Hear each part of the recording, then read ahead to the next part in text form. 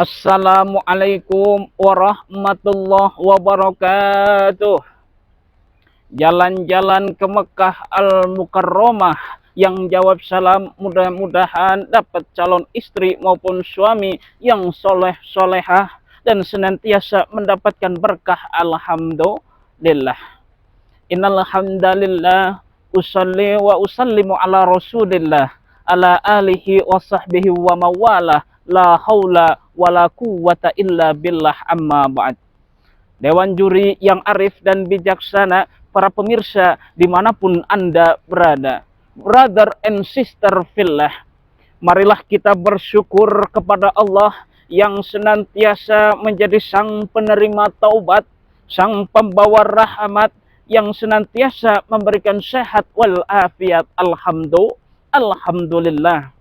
Salawat yang bertingkaikan dengan salam, marilah kita curahkan kepada baginda Rasul Nabiullah Maulana Muhammad sallallahu alaihi wasallam, yang karena perjuangan dan pengorbanannya lah yang telah mewujudkan visi, menampilkan misi, dan memberikan kepada umatnya inspirasi dan motivasi dari dulu hingga kini. Alhamdulillah. Dewan juri yang saya hormati, para pemirsa dimanapun Anda berada, jalan-jalan bareng Pak Haji, naik delman sampai nyasar ke Maroko.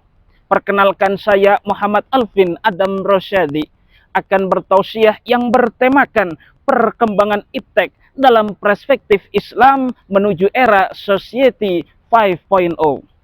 Brother and sister fillah, kita tahu bahwa era society ini yang akan menjadikan kehidupan kita dalam konsep era ini, menjadikan hidup kita menjadi bersama dengan ilmu, pengetahuan, serta teknologi yang akan membersamai kehidupan kita dalam full 24 jam. Hadirin yang dimuliakan oleh Allah, begitupun dengan ilmu pengetahuan. Kita tahu bahwa ilmu pengetahuan yang menghantarkan kepada kita semua, begitupun dengan teknologi. Pengetahuan inilah yang mampu menghasilkan teknologi yang canggih dan mutakhir, sehingga menghantarkan masyarakat Indonesia menuju era Society 5.0 ini. Hadirin yang dimuliakan oleh Allah, lantas bagaimana hubungan Islam dengan ilmu pengetahuan teknologi ini? Bagaimana perspektif Islam ini dalam hubungan dengan tadi ini? Hadirin yang dimuliakan oleh Allah, ada 3 paradigma yang dikatakan oleh seorang peneliti yang bernama Taqiyuddin Nabhani, meneliti hasil pemikiran dari hubungan antara ilmu dan agama.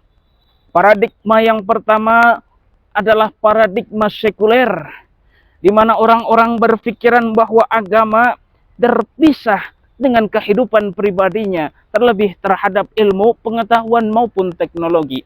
Yang kedua adalah paradigma sosial, di mana ideologi sosial menafikan dalam dirinya, menafikan dalam kehidupannya, sehingga akan berbeda jauh, berbeda dengan yang lainnya. Ini yang lebih buruk dari paradigma sekuler. Yang ketiga adalah paradigma Islam.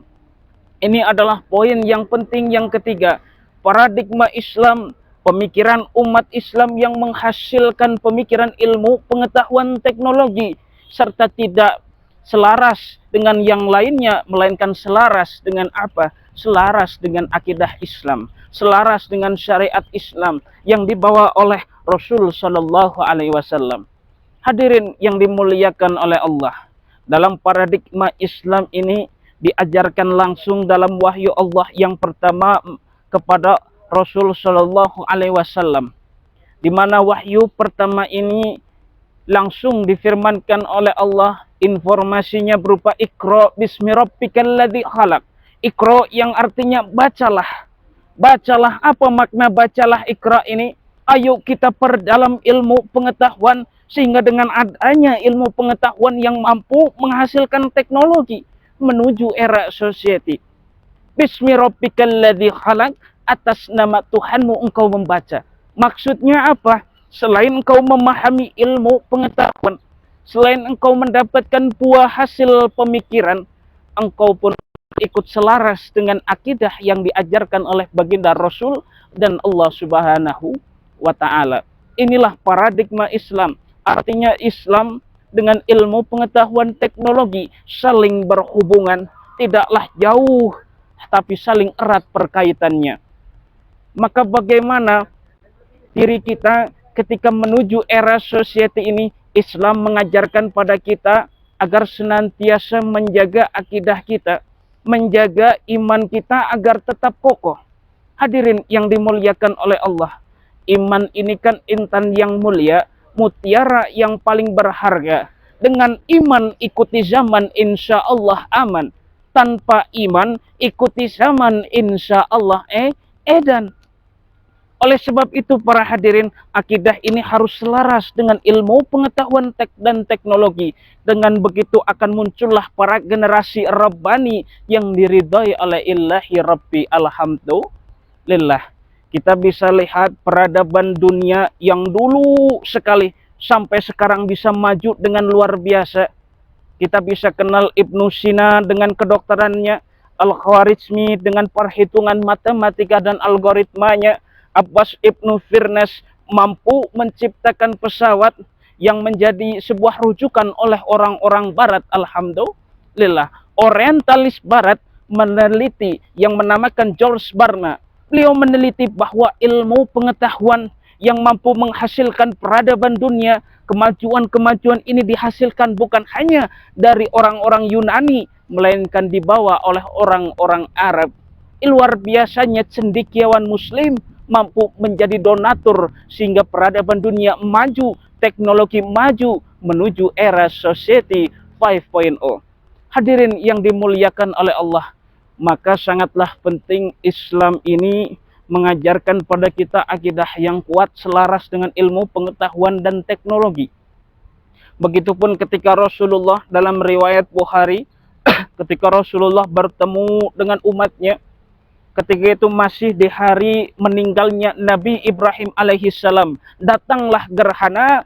Orang-orang bilang ke Rasulullah bahwa gerhana ini karena tanda kematian dari Nabi Ibrahim.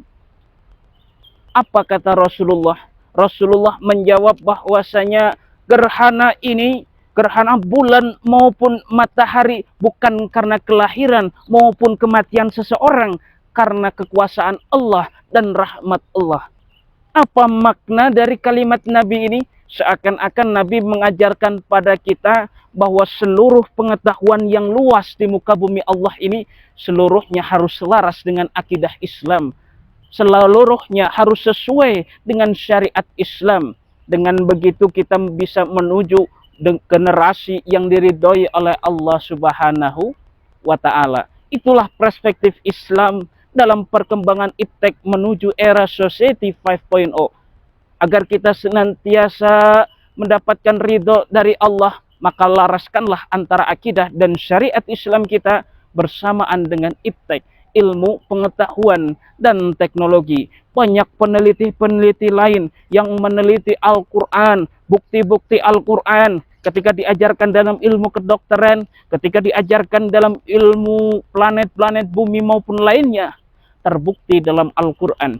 Hadirin yang dimuliakan oleh Allah, mudah-mudahan kita senantiasa dalam naungan Allah Subhanahu wa Ta'ala. Mari kita persiapkan pendidikan khusus, di mana pendidikan ini menyelaraskan antara ilmu pengetahuan teknologi dan Islam, mengajarkan syariat Islam, mengajarkan teknologi, sehingga para generasi bukan hanya bisa main HP, buka TikTok, lihat cewek body seksi, melainkan memanfaatkannya dengan baik, sehingga demikian itu bisa dipertanggungjawabkan di akhirat kelak. Amin ya rabbal alamin. Mungkin cukup sekian dan terima kasih.